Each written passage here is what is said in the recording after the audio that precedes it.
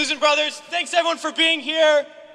And we are here to say to all those serving in the Army and the Marines and the Air Force and the Navy that you have the absolute right to refuse to take part in these criminal wars, and that's a right that all of you should exercise. You have no reason to go put your life on the line and kill and die for profit. We've been to Iraq, we've been to Afghanistan, and we know what these wars are really about. And we joined the military for many reasons. Because we need a college education, because we need a job, because we need health care. And then we join the military, and they tell us that our enemies are poor people in caves in Afghanistan, or poor people in the deserts of Iraq.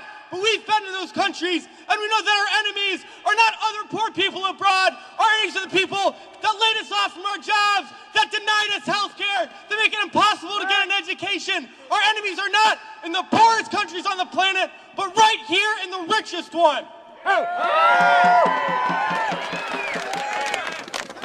Now these wars, the occupations of Iraq and Afghanistan alone are costing over $700 million every single day.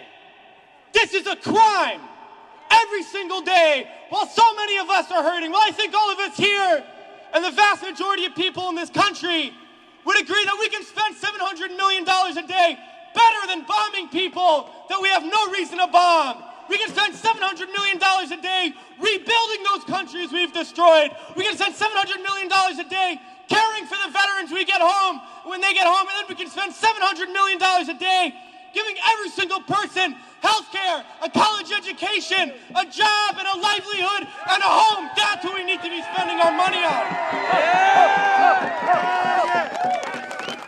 But this government is not going to do that. They're not going to use the money in that way. They're not going to end the wars. And they're not going to do it because it's not our government. It's their government.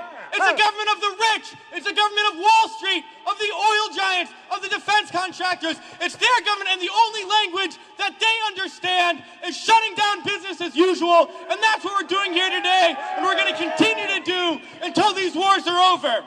It's crystal clear now that these wars are going to continue and expand and go into other countries. That is the trend. That is what we know, that there is perpetual war, and it's only going to stop if the people stand up and stop it. And that's what we're going to do, sisters and brothers. And a lot of people ask me, what do we do? Because we all know things are bad. We all see the atrocities on TV. We read about it. We experience it. People always ask, what do I do? Because we always want to know what to do. Do we vote? Do we support a politician? Do we join an organization? What do we do? Well, I'll tell you what we do. It's simple. We fight.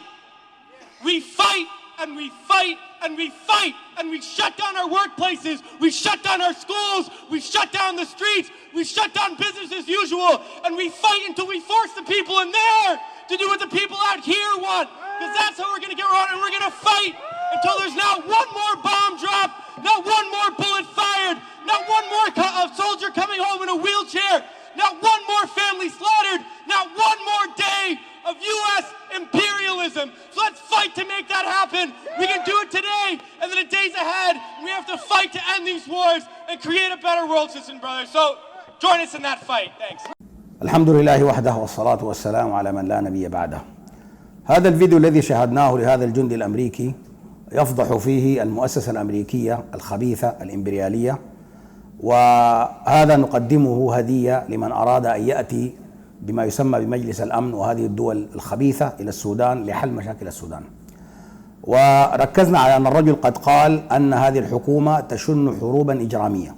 هذا بمحض شهادة هذا الجندي الأمريكي الذي خاض حربين في أفغانستان والعراق، وتكلم قال لن ينهوا الحرب أو الحروب لأنها حكومة الأثرياء، وهذا فيه رد على هؤلاء الشيوعيين العملاء للغرب. وقال إنها حكومة وول ستريت، وهي حكومة أصحاب رؤوس الأموال والرأسمالية المتعفنة. وقال أن هذه الحرب تتمدد ولن تنتهي، ستكون حربا دائمة. فمن أراد أن يأتي بهؤلاء المجرمين من مجلس الأمن لبلادنا لحل مشاكل دارفور ونديرزا وكردفان، هذا الرجل ينبينا أن هذه الدولة أمريكا وبريطانيا ومع رأس مجلس الأمن لن ينهوا هذه الحروب لأنهم يعيشون منها.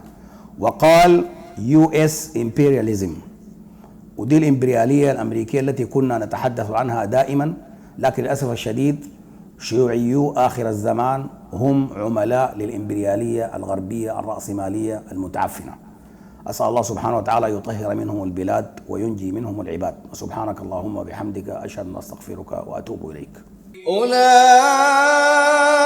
الذين هدى الله فبهداه مقتده. قل لا أسألكم عليه أجرا إن هو إلا ذكرى للعالمين.